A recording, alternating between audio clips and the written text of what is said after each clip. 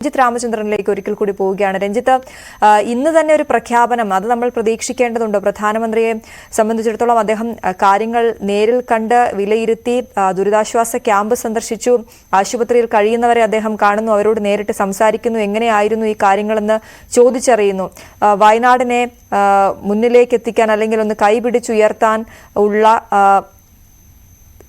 സഹായം നമ്മൾ കേന്ദ്രത്തിന്റെ ഭാഗത്തു നിന്നും പ്രതീക്ഷിക്കുകയാണ്.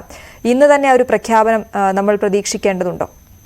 പക്ഷേ ഇന്ന് തന്നെ ഒരു പ്രഖ്യാപനം ഉണ്ടാവില്ല. കാരണം അതിന് ചില ചട്ടങ്ങളുണ്ട്, ചില നടപടിക്രമങ്ങളൊക്കെ ബാക്കിയുണ്ട്.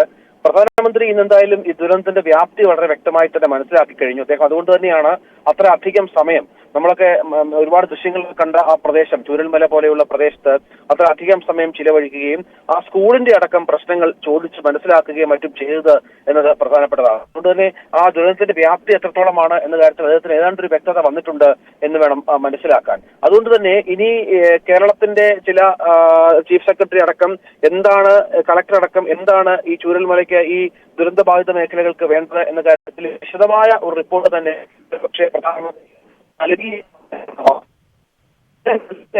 അത് കേന്ദ്ര സർക്കാരിന്റെ പരിഗണനയ്ക്ക് വരണം.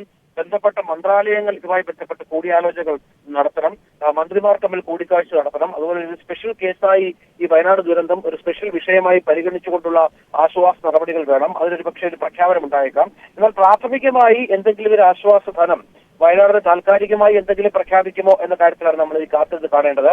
ഈ കേരളം ചോദിച്ച 2000 കോടി രൂപ, ഈ പുനരധിവാസത്തിന് പൂർണ്ണമായും ഉറപ്പുവരുത്തേണ്ട തുക, ഇതൊക്കെ നമ്മൾ ഉറപ്പുവരുത്തേണ്ടത് നേരത്തെ പറഞ്ഞതുപോലെ അതിൽ ഒരു വ്യക്തത വരാനാണ് ഈ ഒരു ഇത്തരത്തിലധികം ചർച്ചകളും കാര്യങ്ങളും ഒക്കെ വേണ്ടത്. പക്ഷേ പ്രാഥമികമായി എന്തെങ്കിലും ഒരു തുക വയനാടിനായി കേന്ദ്രം മാറ്റിവെച്ചിട്ടുണ്ടോ, പ്രധാനമന്ത്രി അത്തരത്തിലൊരു ഉറപ്പുമായാണോ ഡൽഹിയിൽ നിന്ന് വന്നത് എന്ന കാര്യത്തിലൊക്കെ ഒരു വ്യക്തത വരേണ്ടതുണ്ട്. അങ്ങനെയാണെങ്കിൽ ഒരുപക്ഷെ അശ്വതി ഇന്ന് അടുത്ത പറഞ്ഞതുപോലെ തന്നെ ഒരു പ്രഖ്യാപനം ഒരുപക്ഷെ പ്രധാനമന്ത്രി PMOയുടെ ഭാഗത്തു നിന്ന്, പ്രധാനമന്ത്രിയുടെ ഓഫീസിന്റെ ഭാഗത്തു നിന്ന് ചിലപ്പോൾ ഒരു പ്രധാനത ഉണ്ടായേക്കാം. അങ്ങനെ വേണം. കാര്യങ്ങൾ പ്രധാനമന്ത്രിക്ക് വളരെ വ്യക്തമായി മനസ്സിലാക്കി കഴിഞ്ഞു എന്നാണ് മനസ്സിലാക്കേണ്ടത്. അതുകൊണ്ട് തന്നെയാണ് അദ്ദേഹം ഇത്രയും സമയം ഈ മേഖലയിൽ ചെലവഴിക്കും എന്ന് പറഞ്ഞിരുന്നില്ല. പക്ഷേ കൂടുതൽ സമയം അദ്ദേഹം ഈ ചെലവഴിക്കേണ്ട സാഹചര്യം ഒരുങ്ങി തന്നെയാണ്.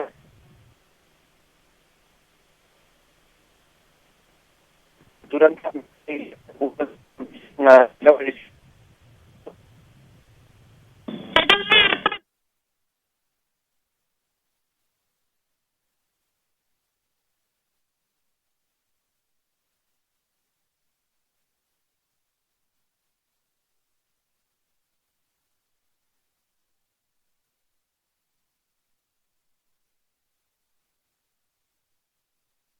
പ്രധാനമന്ത്രി നരേന്ദ്രമോദി സിവിൽ സ്റ്റേഷനിലേക്ക് എത്തും. ഈ സിവിൽ സ്റ്റേഷനാണ് കഴിഞ്ഞ കുറച്ച് ദിവസങ്ങളായി തന്നെ ഈ ദുരന്ത നിവാരണ പ്രവർത്തനങ്ങൾ ഏകോപിപ്പിക്കുന്ന ഇടമായി മാറിയിരിക്കുന്നത്. എല്ലാ ദിവസവും അവലോകന യോഗങ്ങൾ ചേരുന്നു. മന്ത്രിസഭാ ഉപസമിതി പല ദിവസങ്ങളിലും ഇവിടെ ചേരുകയും പുതിയ പുതിയ തീരുമാനങ്ങൾ പ്രഖ്യാപിക്കുന്നു. ആദ്യത്തെ രക്ഷാ പ്രവർത്തനങ്ങൾ ആരംഭിച്ച ദിനം മുതൽ പിന്നീട് തെരച്ചിൽ മുന്നോട്ട് പോകുന്ന കാഴ്ച നമ്മൾ കാണുന്നു.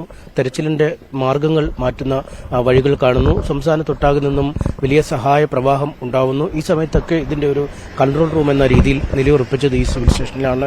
ഇവിടേക്ക് തന്നെയാണ് അല്പസമയത്തിനകം പ്രധാനമന്ത്രി നരേന്ദ്രമോദി എത്തുകയും ദുരന്തത്തിന്റെ വ്യാപ്തിയും ആഴവും ഒക്കെ സംബന്ധിച്ച് ജില്ലാ ഭരണകൂടം നൽകുന്ന ഒരു അവലോകനം റിപ്പോർട്ട് കാണുകയും ഇതുമായി ബന്ധപ്പെട്ട് തയ്യാറാക്കിയ പ്രത്യേക പ്രസന്റേഷൻ പ്രധാനമന്ത്രിക്ക് മുമ്പാകെ അവതരിപ്പിക്കുകയും ചെയ്യുന്നത്. മുഖ്യമന്ത്രിയും മറ്റു മന്ത്രിമാരുമൊക്കെ ഈ അവലോകന യോഗത്തിൽ പങ്കെടുക്കും എന്ന് അറിയിച്ചിട്ടുണ്ട്. നേരത്തെ തന്നെ മന്ത്രിമാർ ഈ പ്രവർത്തനങ്ങളുമായി ബന്ധപ്പെട്ട് ഏകോപനം നടത്തി ഈ ദുരന്തഭൂമിയിൽ തന്നെ ദിവസങ്ങളോളമായി താമസിച്ച കാര്യങ്ങൾ ഏകോപിപ്പിക്കുന്ന മന്ത്രി തല ഉപസമിതിയിലെ അംഗങ്ങൾ ഇന്നത്തെ ഈ യോഗത്തിൽ പങ്കെടുക്കുന്നുണ്ട്. ജില്ലാ കളക്ടർ അടക്കമുള്ള ഉദ്യോഗസ്ഥർ പ്രമുഖർ, ചീഫ് സെക്രട്ടറിയൊക്കെ അടക്കമുള്ള ഉദ്യോഗസ്ഥ പ്രമുഖരുടെ നേതൃത്വത്തിലാണ് വിവരശേഖരണം നേരത്തെ തന്നെ ചെയ്തിരുന്നത്. എന്തുമാത്രം നഷ്ടമാണ് ഈ ദുരന്തത്തിൽ ഈ ചൂരൽമല മേഖലയ്ക്ക് ഉണ്ടായത് എന്നത് സംബന്ധിച്ച കൃത്യമായ കണക്കുകൾ, എത്ര വീടുകൾ നശിച്ചിരിക്കുന്നു, എത്ര സ്ഥാപനങ്ങൾ ആ മണ്ണിടിയിൽ ആയിക്കഴിഞ്ഞിരിക്കുന്നു.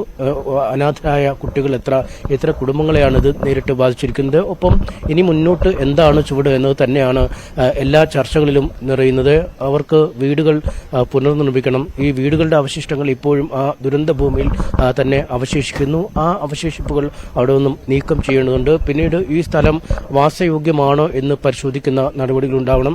ഈ തകർന്ന വീടുകൾക്കപ്പുറം ആ മേഖലയോട് ചേർന്ന് തന്നെ നിരവധി വീടുകൾ ഉണ്ട്. അവിടെ നിന്നും ആളുകളെ ഇപ്പോൾ മാറ്റിപ്പാർപ്പിച്ചിരിക്കുകയാണ്. ആ വീടുകളിലേക്ക് ആളുകൾക്ക് തിരിച്ചെത്താൻ കഴിയുന്ന ഒരു സാഹചര്യമുണ്ടോ എന്ന് പരിശോധിക്കണം. ആ വീടുകളിൽ ഇനി ജീവിച്ചാൽ ഇത്തരം ഒരു ദുരന്തത്തിന്റെ ഒരു സാധ്യത ഇനി എത്രമാത്രം മുന്നോട്ടുണ്ട് എന്ന് സംബന്ധിച്ചുള്ള പരിശോധനകളും നടത്തണം. ഇത്തരം കാര്യങ്ങൾ ഒരു വശത്ത് നിൽക്കുമ്പോൾ ദീർഘകാല അടിസ്ഥാനത്തിൽ ഈ കുടുംബങ്ങൾക്ക് സമാധാനമായി ജീവിക്കാൻ കഴിയണം. ഒരു കുടുംബത്തിൽ തന്നെ 3, 4, 5, 6 അംഗങ്ങളൊക്കെ മരിച്ച കുടുംബങ്ങളുണ്ട്. അതിനേക്കാൾ കൂടുതൽ ആളുകൾ മണ്ണിനടിയിൽ പോയ കുടുംബങ്ങളുണ്ട്. ഇപ്പോഴും പല കുടുംബങ്ങളിലെയും ആളുകളെ തിരിച്ചു കിട്ടാത്ത അവസ്ഥയുണ്ട്. തെരച്ചിൽ ഇത്രയും ദിവസം പുരോഗമിക്കുമ്പോഴും അത്തരം ആളുകളെ തിരിച്ചു കിട്ടാത്ത ഒരു സാഹചര്യം കൂടിയുണ്ട്.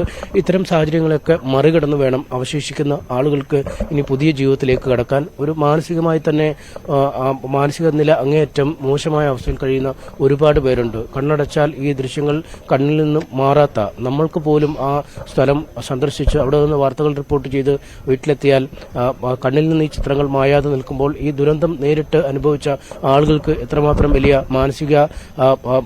മാനസികാഘാതമാണ് ഇത് വരുത്തിയതെന്ന് നമുക്ക് ഊഹിക്കാൻ പോലും കഴിയാത്ത സാഹചര്യം. അതുകൊണ്ട് അത്തരത്തിലൊക്കെ അവരെ ജീവിതത്തിലേക്ക് തിരിച്ചു പിടിച്ചു കൊണ്ടുവരേണ്ടത് അനിവാര്യമാണ്. ഇതിന് യോജിച്ചുള്ള ഒരു പ്രവർത്തനങ്ങൾ തന്നെയാണ് രാജ്യം ഇതുവരെ ദർശിച്ചിട്ടുള്ളതിൽ വെച്ച് ഏറ്റവും വലിയ രക്ഷാപ്രവർത്തനമാണ് നടന്നത്. ഏറ്റവും വലിയ തെരച്ചിലാണ് നടന്നത്. ഒരുപക്ഷെ രാജ്യം കണ്ട ഏറ്റവും വലിയ ദുരന്തങ്ങളിൽ ഒന്നായി ഇതിനെ കണക്കാക്കാൻ കഴിയുകയും ചെയ്തു. അത്തരമൊരു ദുരന്തത്തെ ഒരു നാട് നേരിടുമ്പോൾ ഒരു ചെറുപട്ടണം ഒന്നായി തന്നെ ഭൂമുഖത്തു നിന്നും തുടച്ചു നീക്കപ്പെടുന്ന സാഹചര്യത്തിൽ കൈത്താങ്ങായി എല്ലാവരും എത്തി. രാജ്യത്തിന്റെ വിവിധ ഭാഗങ്ങളിൽ നിന്നുള്ള സന്നദ്ധ പ്രവർത്തകരെത്തി. സംസ്ഥാനത്തിന്റെ എല്ലാ ഇടങ്ങളിൽ നിന്നുമുള്ള രാഷ്ട്രീയ, വർഗ, വർണ്ണ, മതത്തിനൊക്കെ അപ്പുറം ആളുകൾ ഒറ്റ മനസ്സായി ഈ ദുരന്ത ഭൂമിയിലേക്ക് ഒഴുകിയെത്തുകയും തങ്ങളാൽ ആവുന്ന വിധത്തിൽ സർക്കാരിന്റെ രക്ഷാപ്രവർത്തനങ്ങൾക്ക് കൈത്താങ്ങാവുകയും ചെയ്യുന്ന ഒരു കാഴ്ച കണ്ടു. അത് തന്നെയാണ് അനീഷ് സൂചിപ്പിച്ചതുപോലെ വയനാട്ടിലേക്ക് സഹായ പ്രവാഹം എന്ന് പറയുമ്പോൾ എത്ര സഹായ പ്രവാഹം എത്തിയാലും അവിടെയുള്ളവർക്ക് അത് മതിയാകില്ല എന്ന അവസ്ഥയിലാണ് അവർ നിൽക്കുന്നത്. അനീഷ് പറഞ്ഞതുപോലെ ഒരു സമ്പാദ്യം, ഒരു ജീവിതത്തിൽ ഇതുവരെയും സമ്പാദിച്ചതെല്ലാം ഒറ്റ നിമിഷം കൊണ്ട് തുടച്ചു നീക്കപ്പെട്ട ആളുകൾ, അത് ഇപ്പോഴും മനസ്സുകൊണ്ട് അംഗീകരിക്കാനാകാതെ മാനസികമായി തകർന്നു നിൽക്കുന്ന ആളുകൾ, അവരുടെ അടുത്തേക്കാണ് പ്രധാനമന്ത്രി നേരിട്ടെത്തുന്നത്. അത് അവരെ സംബന്ധിച്ചിടത്തോളം പ്രതീക്ഷ പറ്റിയ കണ്ണുകൾക്ക് ആ കാഴ്ച അദ്ദേഹത്തോട് സംസാരിക്കുന്നത്, അദ്ദേഹം പകരുന്ന ഊർജം അത് വളരെ വലുത് തന്നെയാണ്. അതുകൊണ്ട്